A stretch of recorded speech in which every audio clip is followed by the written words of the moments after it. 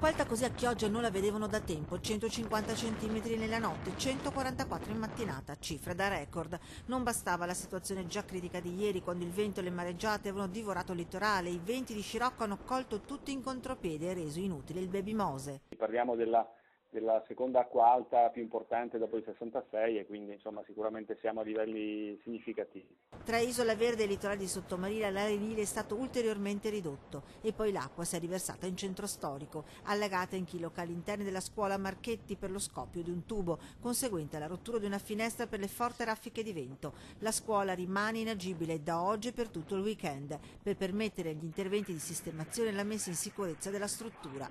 Qualche disagio si è registrato anche alla scuola Padoan di Sottomarina. Il servizio mensa è infatti stato sospeso oggi a causa dell'acqua alta che ha invaso il refettorio. A Punta Gorzoni i volontari della protezione civile hanno supportato la popolazione mettendo a disposizione sacchi di sabbia per fronteggiare le esondazioni dei fiumi Brenta e Bacchiglione. Inevitabile la richiesta di stato di calamità subito girata dal sindaco alla regione. Siamo ancora ad uno Stato che impone che vengano realizzati degli interventi importantissimi di tipo strutturale, i quali ho chiesto alla Regione di intervenire già in più occasioni e purtroppo non c'è stata risposta. Quindi ci troviamo di fronte all'ennesima emergenza quando invece la prevenzione dovrebbe dominare la scena. E le criticità hanno interessato anche la viabilità, alberi sulla strada lungo alcuni tratti della Romea con il traffico in tilt e un camion lungo il ponte translagunare è scivolato con il rimorchio in acqua. Nel corso della giornata la marea è progressivamente calata, lasciando però molti danni, difficile quantificarli.